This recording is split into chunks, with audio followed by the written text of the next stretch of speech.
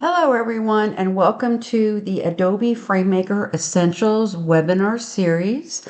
The topic for today is unlocking the power of styles, and it's mostly geared towards newer users, but there are some things in here that the more advanced users might not have gotten to yet. So potentially it's worth sticking around to hear some of the more advanced features I'll cover near the end. My name is Barb Binder, and I'll be your host for this hour. My company is Rocky Mountain Training, and I have been delivering classes on Adobe FrameMaker since the 90s. I also work on other Adobe applications seen here. In addition to training, I offer consulting services and layout services, and I volunteer time as an Adobe community expert on the Adobe community forums. If you would like to stay in touch after this webinar, you can grab a screenshot of this page. It has my email address as well as my website, and my classes are listed on that website. In addition, there are two more resources here that are worth looking into after this is over. One is the Rocky Mountain Training blog. Now, I don't update that as much as I used to because I'm spending more time on the community forums these days, but I have years of post-class questions and answers from my students on that blog. And when I started in 2009, there was not a lot of FrameMaker support. So there's a lot of information on that blog, people coming and asking me questions, and I was posting the answers. Definitely a good resource for you. And then the community forums link is listed here. This is a great place to ask us anything. As I said, I'm one of the moderators on the FrameMaker forum, but there are lots of us there who can answer your questions. So if you get stuck, just look for the community forums, go to FrameMaker, click on discussions, and ask us whatever you like. So let's get started unlocking the power of styles in Adobe FrameMaker. To me, styles are one of the most important features in FrameMaker. Our documents get very long, about hundreds of pages and often thousands of pages, and working efficiently is going to be really important to manage those super long documents. Styles are going to be very helpful. And we have four kinds of styles that we can work with. Paragraph styles control paragraphs. Character styles emphasize text within a paragraph. Table styles control tables. And object styles control other things like frames and FrameMaker drawn graphics and equation boxes and text lines. To me, a style is a short descriptive name and a set of formatting instructions. And so starting with paragraph styles, every FrameMaker chapter is going to have a chapter title. That's a great name for a paragraph style. You can call your styles anything you want, but if you have a style called chapter title, and you tell FrameMaker what you want the chapter titles to look like, that means the typeface, the size, the style, the color, the alignment, the spacing. You can create a paragraph style for those chapter titles, and when you get to each new chapter, you can click on the first paragraph and assign the style called chapter title, and FrameMaker will fully format the entire paragraph for you. This is really important for a few different reasons. Number one, styles offer one-click formatting. Once you set a style up, you can pick a paragraph, click the style name in the paragraph catalog, and the whole thing will format for you. Again, in a long document, that's going to be really important.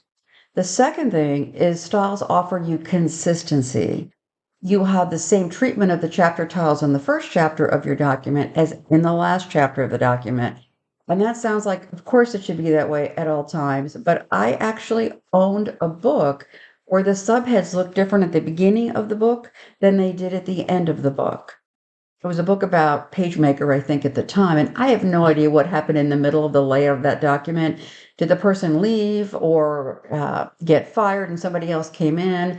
Did they just forget what they were doing? Did they not know how to use styles in PageMaker? I don't know, but I paused and looked at the front of the book and the back of the book, trying to figure out why the subheads looked different. Clearly, the person wasn't using styles or using them correctly, and that's problematic. So consistency is one of the features of styles. And then the third thing about styles, and probably the most important thing about styles, is that once you've created them and you've assigned them in your document, if you decide that one of them is incorrect and you want to change it, you can edit the style definition, and the edits will roll through an entire file all at one time. And you can also import those changes to the other files in a book so you can very quickly update all the styles in a given project all at one time. Again, that consistency is super important. I can't tell you how many times I thought I finished a layout in a document, and my client says, "Hey, Barb, didn't I tell you we have to change something about the heads? For example, they should be blue, and I thought they should have been green." Whatever it was, as long as I've got my styles defined, I can edit the definition and just watch it roll through, and I don't lose my temper, and I don't lose very much time either. I think paragraph styles are the most important, and I'll spend more time on paragraph styles today than on the other three types of styles, which is fine because the other three work in a very similar manner to paragraph styles. But the reason I'm spending more time on paragraph styles, besides to build that foundation, is because when you think about a document, most of it is going to be paragraphs describing what's going on with whatever it is you're documenting. And so you need to have paragraph styles set up for those. But also, paragraph styles are used by FrameMaker to access some of the more advanced features.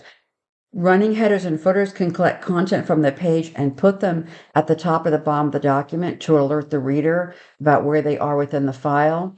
That happens by referencing paragraph styles. A table of contents is a list of headings. You tell FrameMaker which headings you want by specifying the paragraph styles. The same thing for a list of tables and a list of figures. Those are going to list table titles and figure titles chronologically in a document based on their paragraph styles.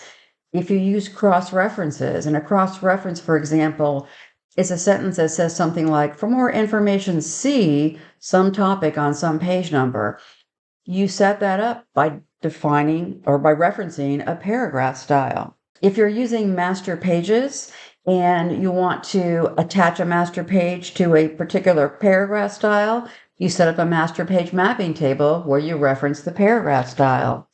And finally, when you're exporting content out to other sources, for example, tagged PDF or tag for accessibility, paragraph styles come into play. Same thing if you're exporting out to HTML, those paragraph styles in FrameMaker are going to map to paragraph styles in HTML. They're just really important. They cannot be overlooked. I've seen a lot of things in my time as a trainer. I've been doing this for some 35 years. And one of the most egregious examples of not understanding the importance of paragraph styles was somebody who hired me to come in to talk about how to take her finished FrameMaker document and export it to HTML. I sat down with her and she told me how she taught herself FrameMaker and her file looked good. But as I started looking over the file, I realized that absolutely everything was using the normal style, which is Words, Microsoft Word's default paragraph style. Everything in FrameMaker was using the normal style, plus it had overrides. And what that meant is she didn't have a chapter title. She didn't have any headings. She didn't have any lists. She didn't have any body paragraphs. Everything was basically a body paragraph with overrides. And she could not export to HTML. Now, that was by far the most startling example I've ever seen, but I've certainly seen lots of variations on that, both before and after. That you're here now to learn styles is really important. I'm glad you're here. Let's go figure this out.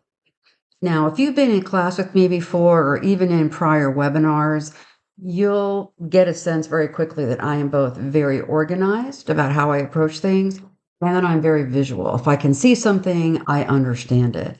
And so I always encourage my students to work the same way.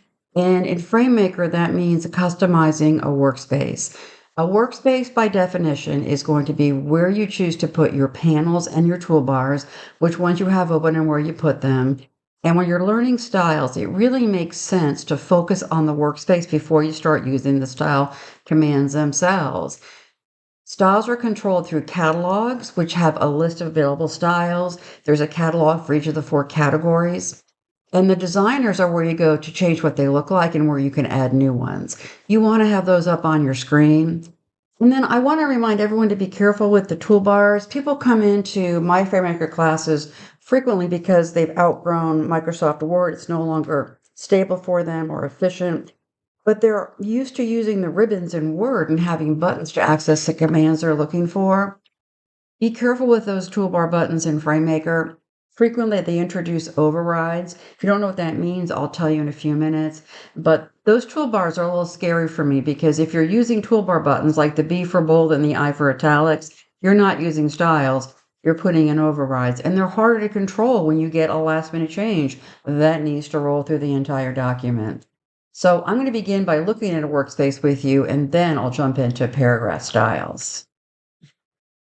So here we are in FrameMaker. This is FrameMaker 2022 version 17.0.5, which is the current version as of this recording.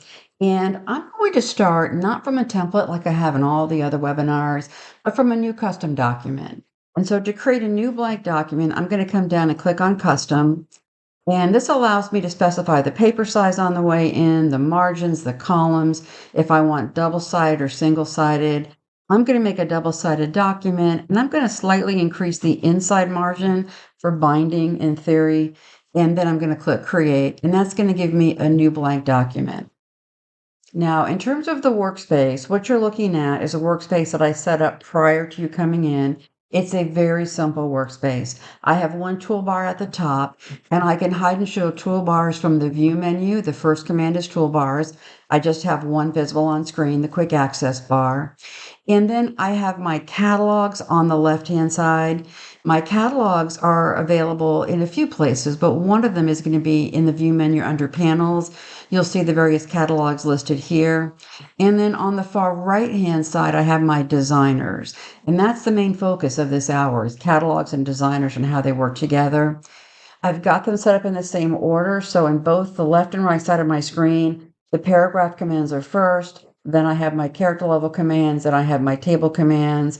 And then on the left side, I have my object style catalog, which was not available here. When you're looking for the object style catalog and designers, they're going to be found in the graphics menu. So I've got the catalog already set up down here, and I'll discuss the designer when I get there. So that's my workspace. It's set up so that we can focus on the topic at hand, styles. And then I'm going to put some text in. Now, there's lots of ways to add text to FrameMaker. You can type it, you can import it from Word, you can open a Word document, you can also paste it. And for speed, I'm just going to paste in some text. I'll right click and I'll choose Paste. I already copied it, and I'm now just pasting it in. It comes in unformatted. That's how I have this set up, so that I can just talk about how these styles work. Now, in this particular document, what you'll see is that I have the starter set of paragraph styles in the left column, character styles, table styles, and there are no object styles in here.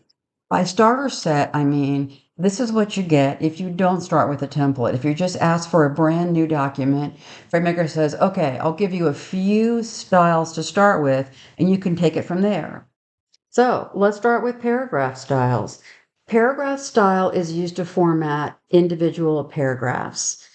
Paragraph styles always format entire paragraphs. That's non-negotiable. You can't have any discussion with FrameMaker about this. FrameMaker knows where paragraphs start and they stop, and paragraph style formats everything within the boundaries of that paragraph. For that reason, you don't have to highlight to use a paragraph style. You can simply click in a paragraph and let FrameMaker take over.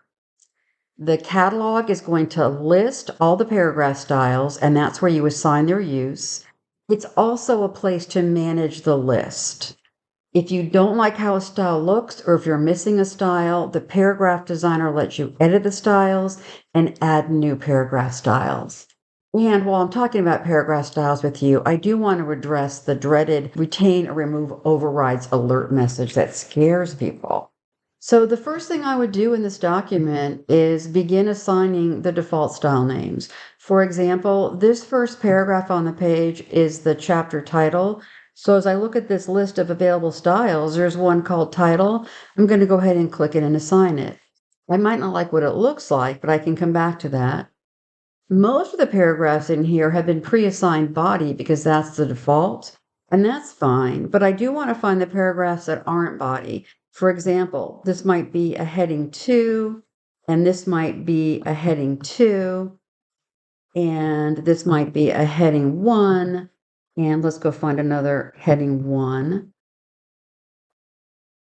and one more heading 1. And what I'm doing there is I'm assigning the styles. The paragraph catalog lists all the available paragraph styles. All I have to do is click in a paragraph and click on the style name for it to format.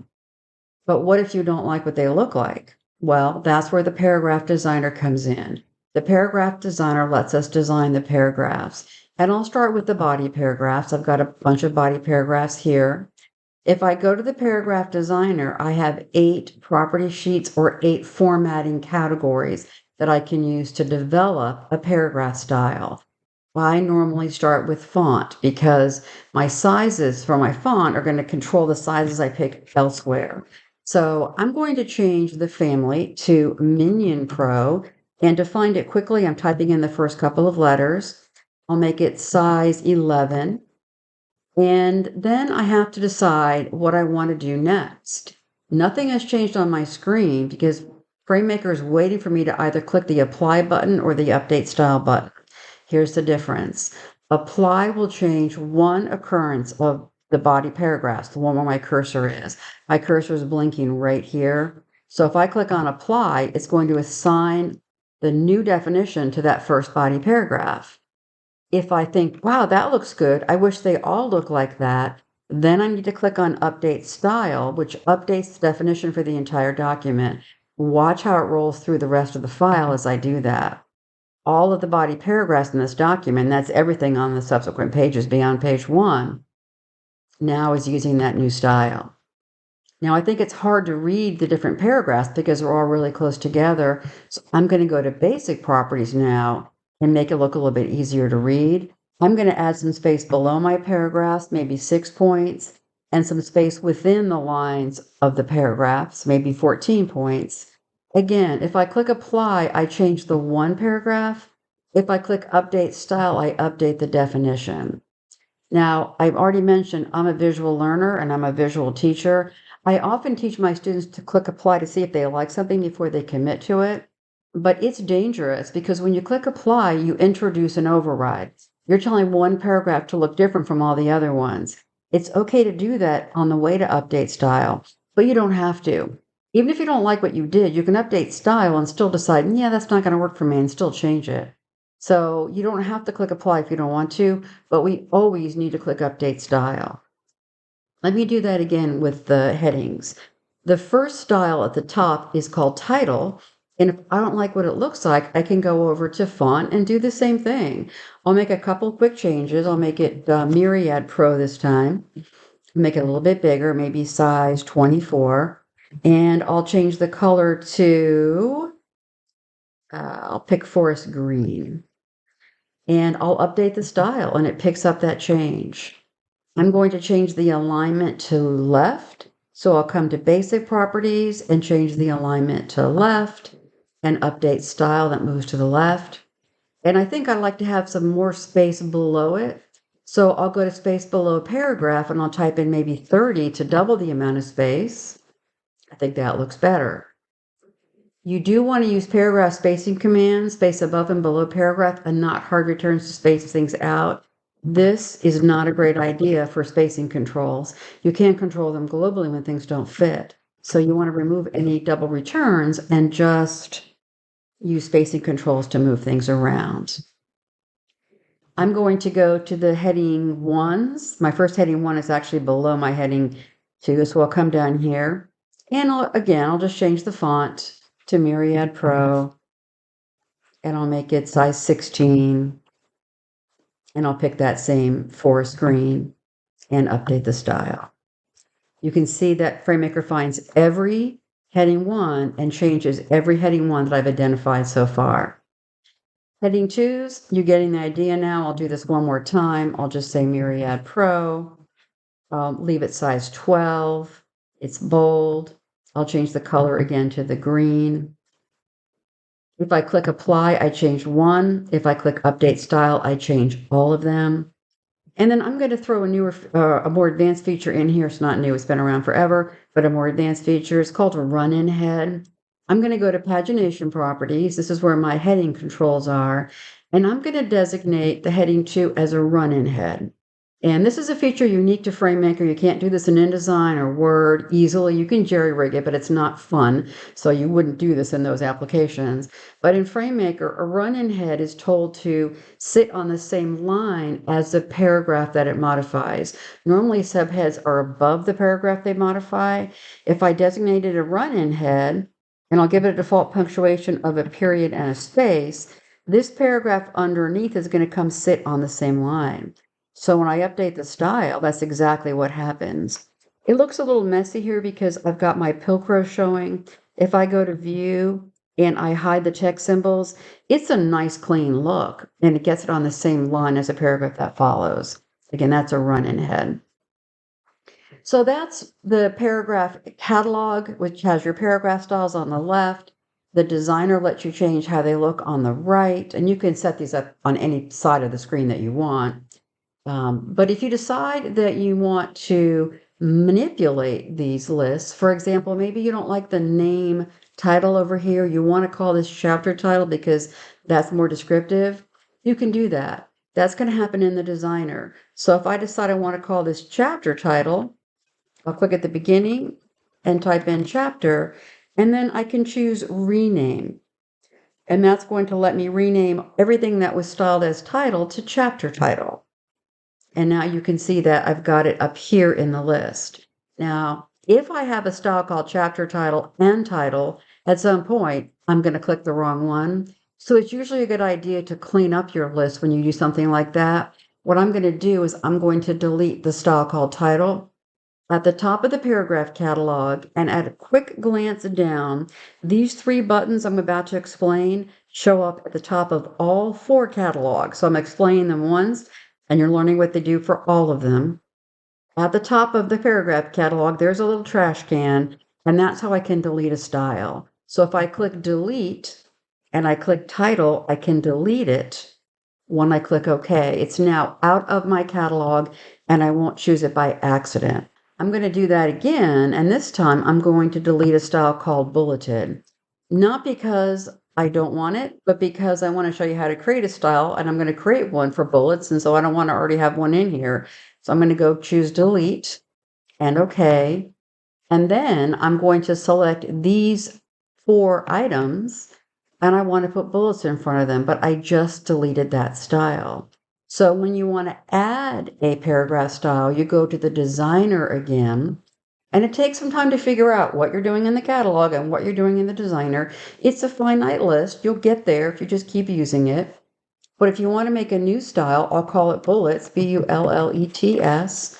You just simply type in a new name that doesn't exist, and FrameMaker will prompt you with create style. When I click create style, it's going to create a style called bullets, and I can then go and define what the bullets are going to look like. And I'll do that over here in the designer.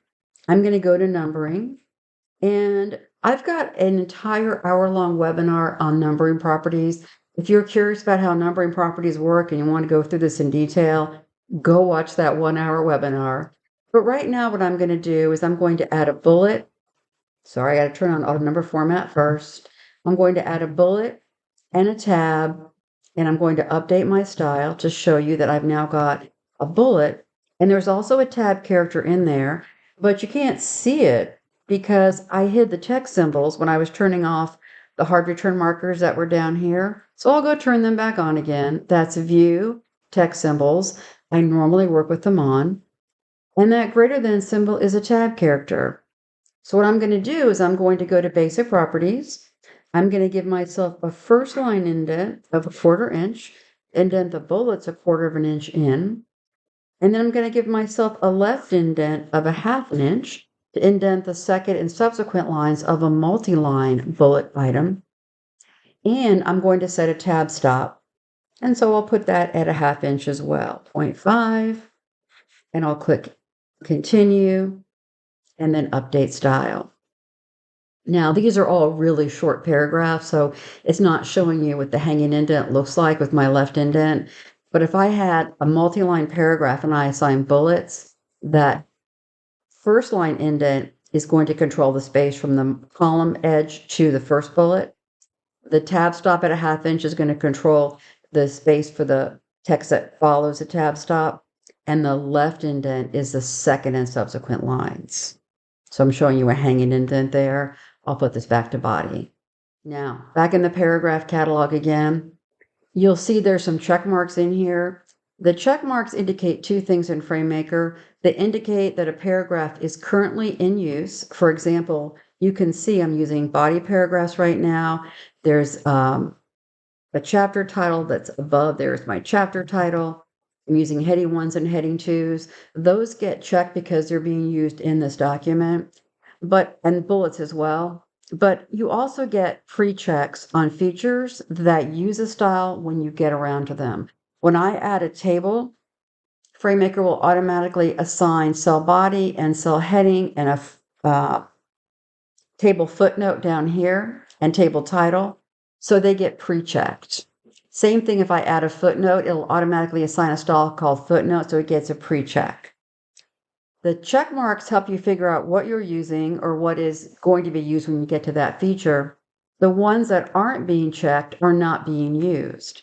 And if you assign a style, like let's say I try out heading run in and indented and numbered 1, and then I put it back to chapter title, sometimes you'll see that those check marks are out of date.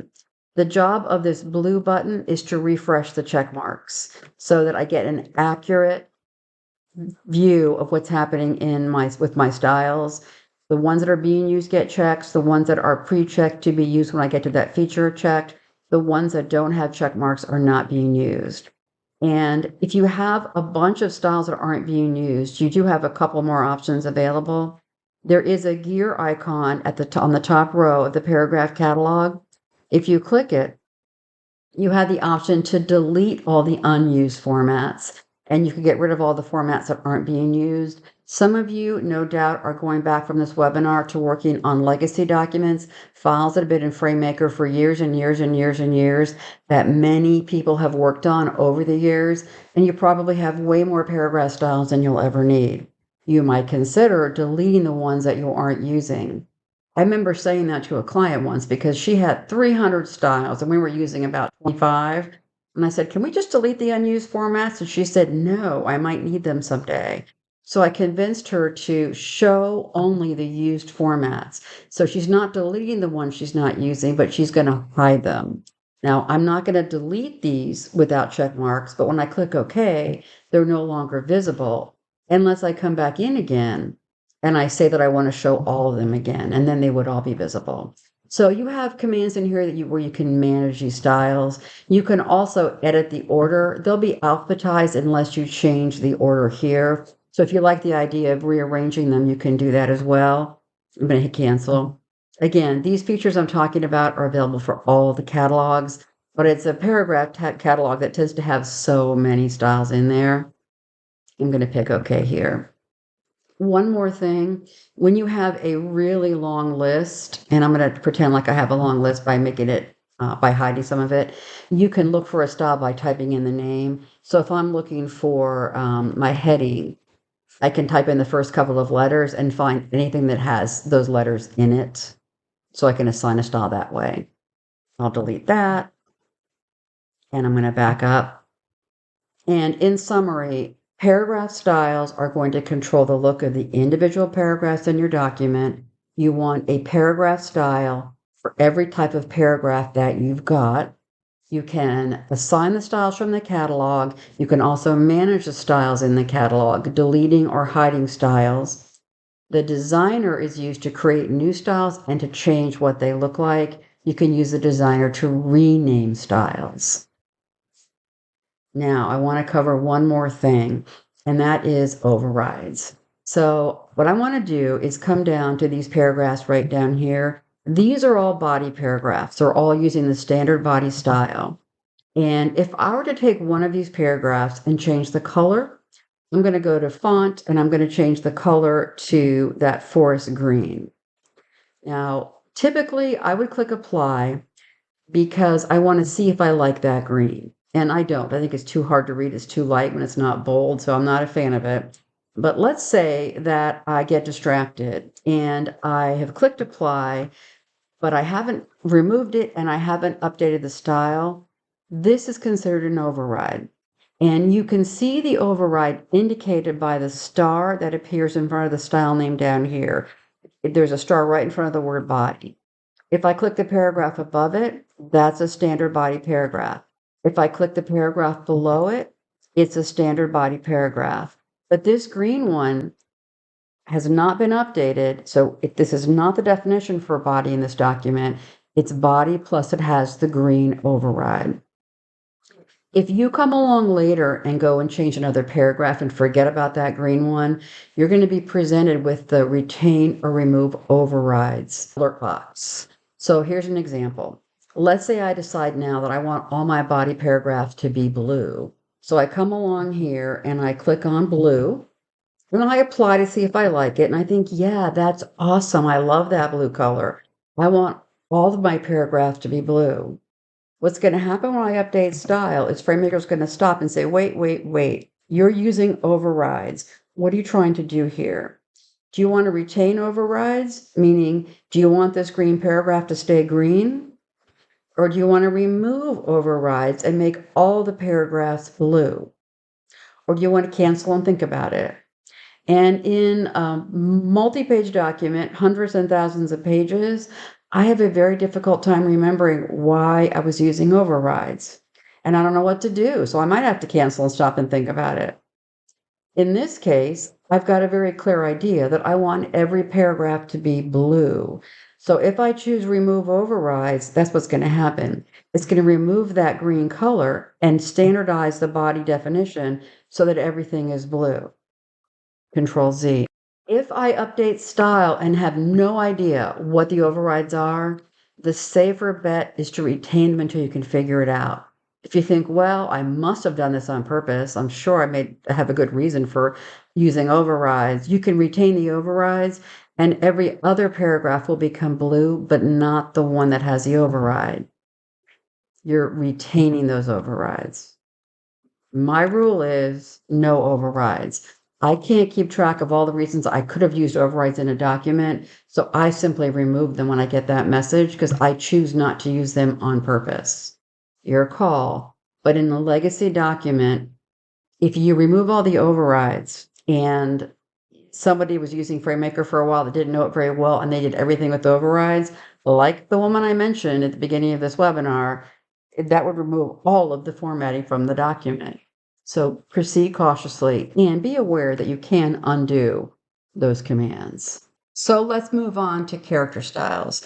A character style is used to emphasize or differentiate text within a paragraph. If you want to change the whole paragraph, use a paragraph style. If you want to change words within a paragraph, that's a character style. Very confusing when you apply a character style to an entire paragraph because you can't figure out why paragraph style isn't working. So let's not do that. And it is very important to set window to as is when you're creating character styles.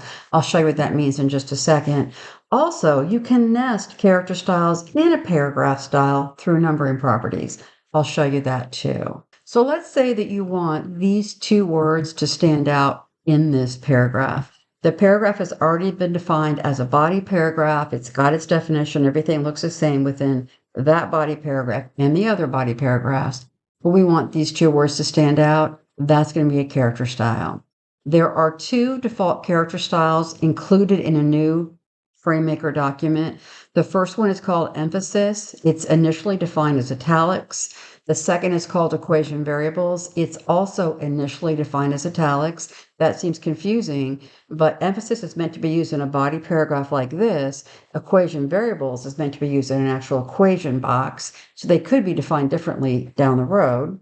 But right now, I don't want italics, so to remove a character style from text, you just click on default paragraph font at the top, and that puts it back to the beginning.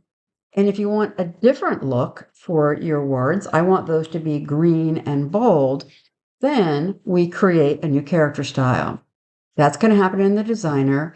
And the good news is, by the way, this is everything for the character designer. It's not as complicated as a paragraph style is, which has 8 different formatting sheets. This is everything right here for a character style. I'm going to call this one strong, and I'm going to create the style.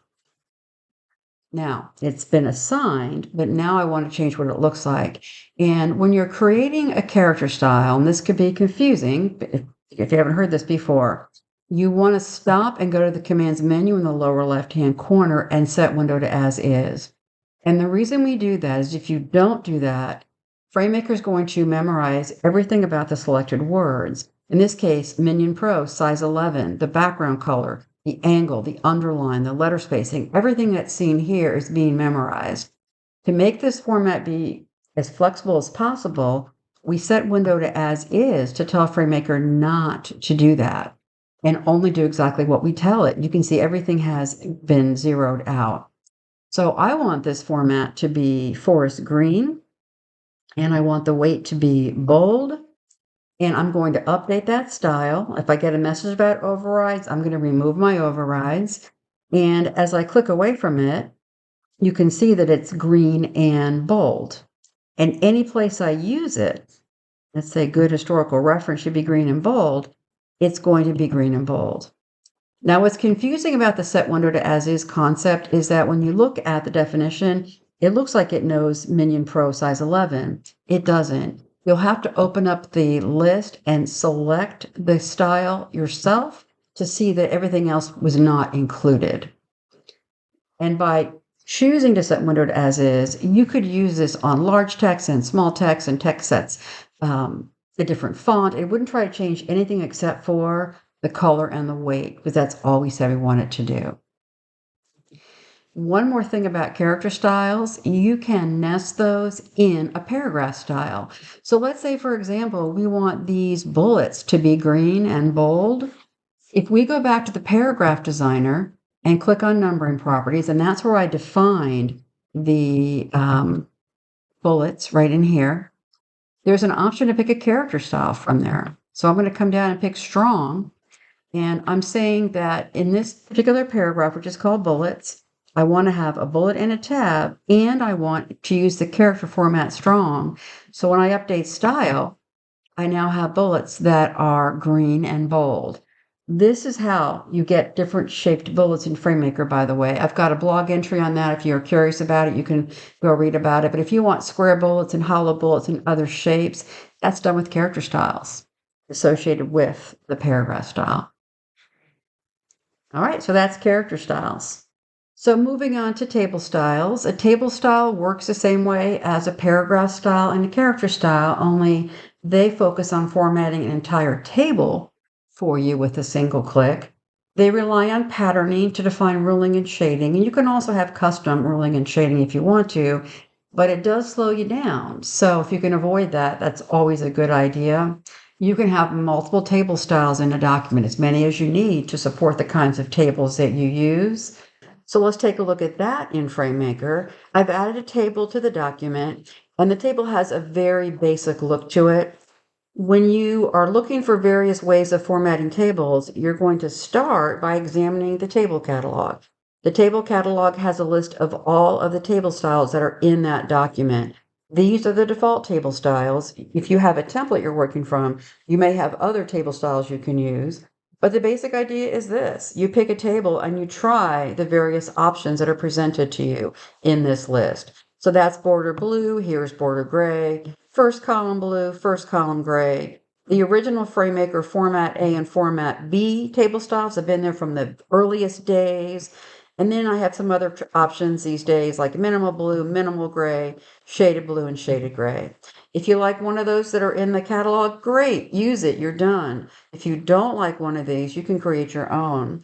So as an example, I'll click on Format A and then head over to the Table Designer, because the Table Designer lets me create new table styles and decide what they're going to look like. Like the other designers, I'm going to begin by giving myself a new name. I'm just going to call this NASA Table, and I'll create the style. It's been assigned to the table and it shows up in my list. And then all I need to do is decide what it's going to look like.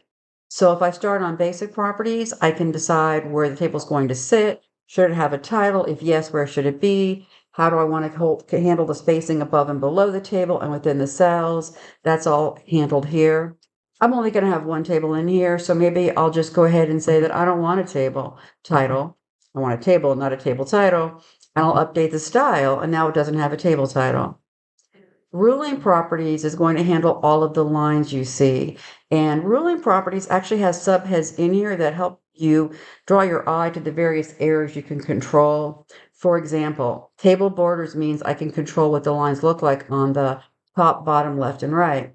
And in the table I'm going to create, I'm going to decide that I do not want a table border on the top or the right or the left, but I do want to have a thick line on the bottom. And so I'll make those selections and update the style, and you can see that it's picking up those changes. Now, for a newer FrameMaker user, the dotted line borders are a little confusing. So let me make this easier for you to look at. If I go to the View menu and I hide the borders, you can see that there are no rules on the top, bottom, top, left, or right. There is a thicker rule on the bottom. Now, in the second section, which says table header and footer, I can decide what is going to separate my heading rows and my footing rows from my body rows. I already designated this as a heading row, and I'm sure you know how to do this, but just in case, if you have a table that needs a heading row, one or more, all you need to do is right-click the heading rows and convert them to heading rows, or you can convert them to footing rows. By definition, a heading row and a footing row repeat when a table spans a second or subsequent page and doesn't fit continuously on a single page. Anyway, once you've defined them as heading rows, you can determine what separates them. I'm going to disable the line in between. It was currently a double line. I'll update and you can see it. Now, the next thing I'm going to decide is that I don't want to have any lines within the table separating the cells. And so I'll head down to columns and rows to remove those rules. The columns work, as you work your way across, you'll see that you have a possibility of determining a pattern here of two alternating ruling styles. The ruling styles are in these two menus, and I can pick two of these to repeat every second, every third, every fourth, every fifth column. Now, I want to just turn these lines off, so I don't care what the pattern is. I can leave it on every second and just choose none, and then say all the others should be none, and that will effectively remove all of the vertical lines within the table. The rows work the same way. Again, there's a repeating pattern that you establish here, and you have two alternating ruling styles that you can enable. I want them all off, so I don't care what the pattern is. I'm again going to choose none and then none. When I update style, I've now successfully removed all of the lines within the table. I turn those borders back on again. So to make this obvious to you, I'm going to take a second to go to the View menu and turn off the borders.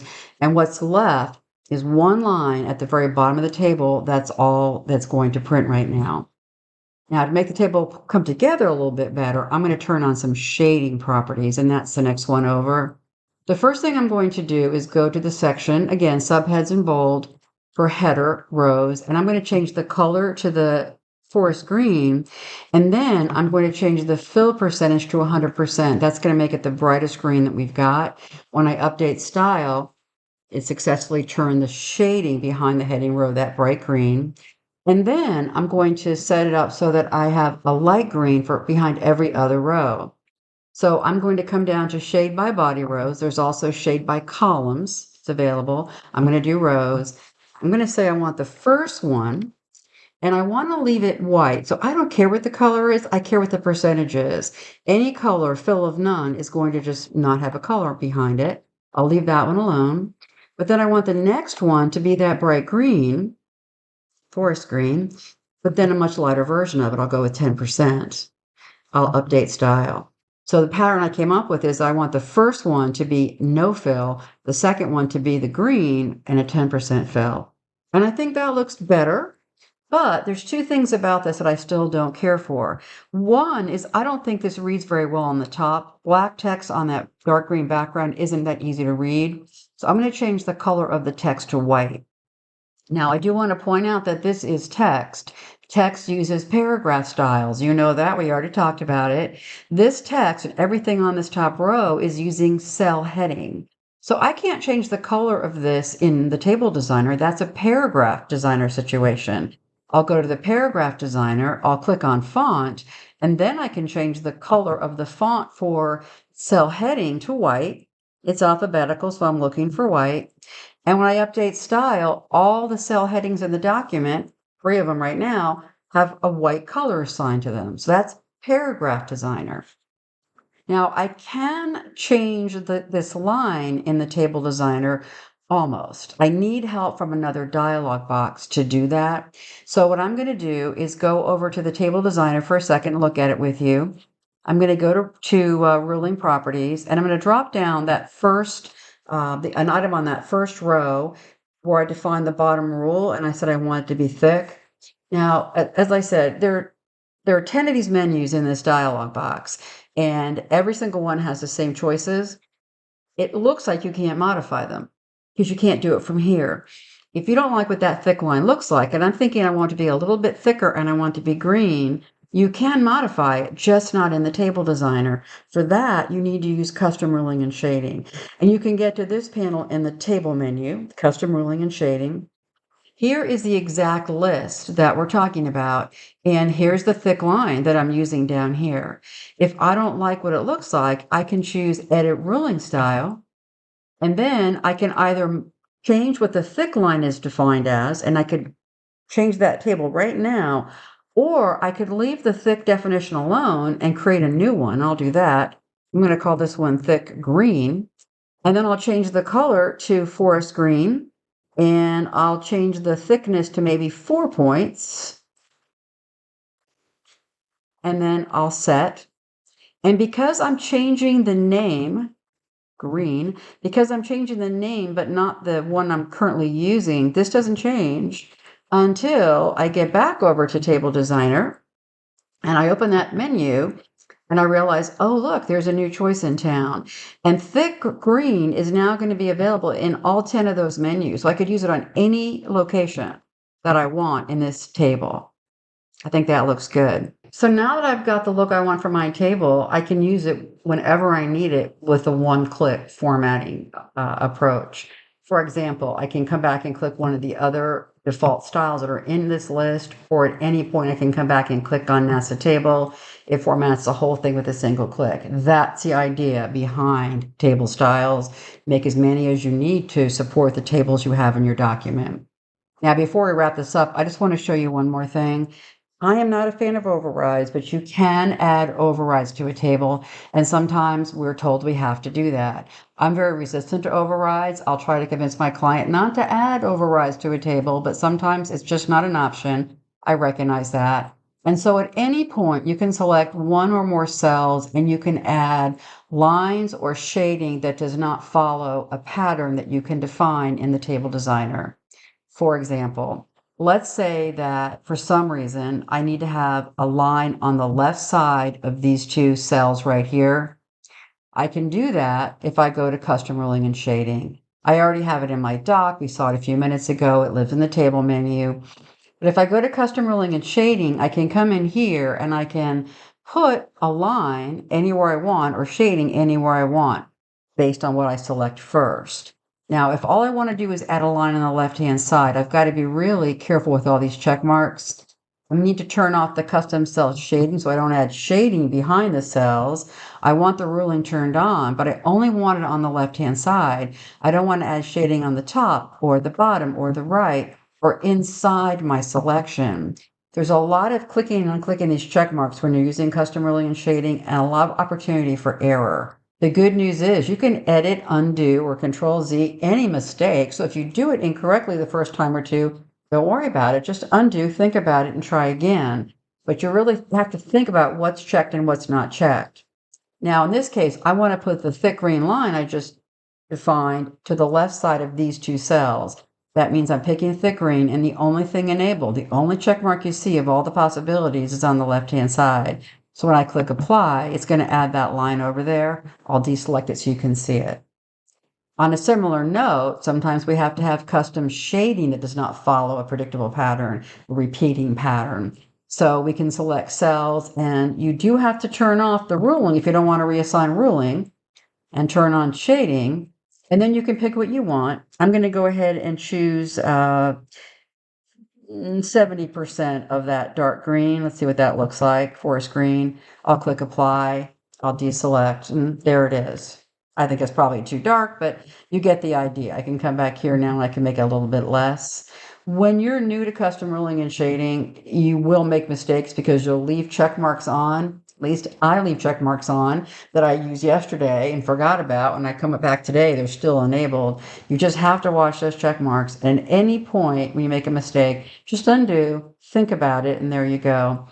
But I want to leave with this idea that the more you do manual like that in each table, the more time you're going to have to spend fixing them later. If somebody comes along and says, I changed my mind, I don't want to highlight those particular cells, you should do different cells. Those are overrides, they come off manually.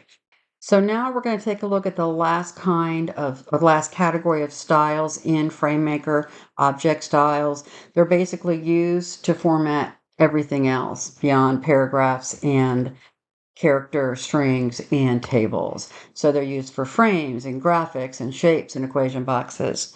The object style catalog works just like the other catalogs. It's easy to understand, it's predictable.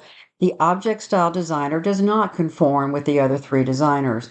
That's hard for me. This feature was introduced, I think, in 2011. Been using it ever since. I still have to think when I'm using it because it doesn't work like the other ones. It looks more like object properties. It's a dialog box, not a panel, so you can't dock it. You have to open it and close it after each use. And what catches me off guard on a regular basis is when we create a new style and the other three designers, FrameMaker knows to assign that style to whatever we're working with and formatting at that time.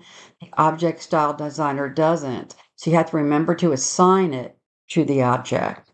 Let me go look at this with you in FrameMaker. So what's different about working with the object style designer, in addition to how it looks different, is that you want to put the objects into the document first and format them. So I'm going to bring in two aliens in anchored frames. I'll set up two object styles for the first alien and then show you how I can use them on the second one. And I don't usually set up an object style for the graphics within the anchored frames, just the frames themselves. But you need to see things more than once since when it's really quick like this. I'm going to do two of these object styles just so you can see what they're doing and get a sense of what's happening here. They're just different from the other ones. All right, so what I'm going to do is put a graphic right here. I'll go to File, Import File. I have both graphics in a file called Aliens. I'm going to grab the second alien because he's friendly and he's waving. I'll click Select. And the FrameMaker default is to anchor below the current line. Here's my anchor. My frame is below it. And then my alien came in super tiny, so I'm going to pull him out of the frame, hold the Shift key, make him a whole lot bigger so you can see him, and then stick him back inside the frame again. Now at this point, you're looking at just his neck because the frame itself is tiny. So I'm going to use a command I've taught in other webinars. It's Escape MP, 3 keys sequentially on the keyboard. Escape, M as in make, P as in pretty. And what that keyboard shortcut does for us in FrameMaker is it resizes a frame to match the graphic. I made a big alien. I wanted to have a nice big frame for it. And it also anchors that insertion point. So this looks just like I was hoping it would. I'm now going to save the image as an object style and then the frame as an object style to give you 2 chances to see the sequence. So with the image selected, and by the way, here's my object style catalog. It doesn't have anything in there at all. There's no sample object styles that are included with FrameMaker, so it's completely empty. So with my image selected, I'm going to go to the graphics menu and choose the object style designer. It looks completely different from the other 3 designers over here, and we can't dock it. I'm going to go to the graphics category. I'm going to go to the dimensions category and check the dimensions. I want to have it at the top left of the frame. So I'll put those both at zeros. It was almost 0. I'm just putting it at 0. And that size is great. I'm just going to name it, and I'm going to call it Alien Image. Alien Image. And I'll save it, and I'll click Close. That's perfect.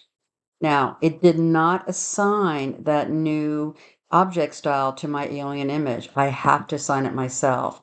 I know it's assigned because I see the check mark. I see it says O for object style, alien image when it's selected. Got to keep an eye on that. Then I'm going to select my frame, and I'm actually going to make it ever so slightly smaller, like that. So it just matches exactly. There we go. And I'm going to save that as an anchored frame. Sorry, as an object style. It is an anchored frame. I'm saving my anchored frame as an object style. So I'm going to go to graphics. I'm going to go to the object style designer. I'm going to click on anchored frame.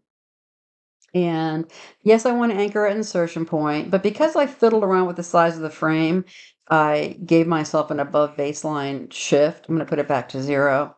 And I'm going to save it as alien frame. I'll save it and I'll click close. And then again, I have to assign it because it doesn't assign it automatically, and that's what I'm looking for. Now, once I have those set up, I can use those object styles when I import additional graphics to make them conform with these two. So I'll do it again. I'll grab my other alien. He's supposed to be the mean alien. I'll go to File, Import, File. I'm going to grab aliens and import. I want the first one here. I'll pick select. He comes in like the other one did, anchor below the current line. He's pretty tiny. So I'm going to select the frame and tell it to use the alien frame I set up. And I'll select the alien and I'll assign alien image. And it's now following the instructions I set up already, and so they're both looking about the same. Now, there is one thing that's a little bit off. There is a baseline shift here again. That paragraph return marker should be down here. When I go to fix it, it'll fix itself. It'll tell me I have an override, and it'll fix it. You just have to pay attention with these object styles. They're not as clean as the other styles are, but they're still super effective. So it's still well worth it. So let's say then that I decide that I want to put a line around all of the frames. I don't have just 2, but I have 200, and I have style set up. I can then edit the style and watch it roll through the document. So I've got my frame selected. It says alien frame down here.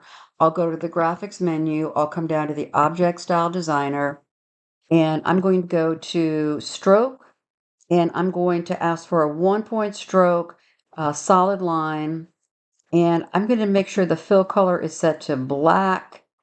I don't think I want to use that green because these have greens and they're different, so I'll just put a black line around it. And then you can see it says my alien frame. That's what I'm changing. When I update all, FrameMaker says, well, wait a minute, you have overrides. And remember that hard return marker was sitting up kind of high? I do have overrides. I'm going to remove them. And when I choose close, you can see that it fixed the offset and it also put a line around all of them. That's the idea with these styles. You can put them into place and then use them to get the consistency of formatting. And then when you realize something is wrong, you can change it and it rolls all the way through. The key to understanding object styles is just remembering that they don't look like the other designers. That's the first alert. And then that they don't get assigned automatically. That's the second one. But once you get past that, they help you get consistency in that document and make the rapid edit. So I think they're totally worth using. So that takes us through looking at the 4 categories of styles in FrameMaker. Paragraph styles impact paragraphs. Character styles impact selected text within a paragraph. Table styles format our tables, and object styles are for everything else. They are super important to use in FrameMaker because they streamline our workflow. They make it easy to get consistency across a document. They give us the one-click formatting. Most importantly, if you set up your styles and someone says, hey, let's change them, you can edit the definitions and watch it roll through a document.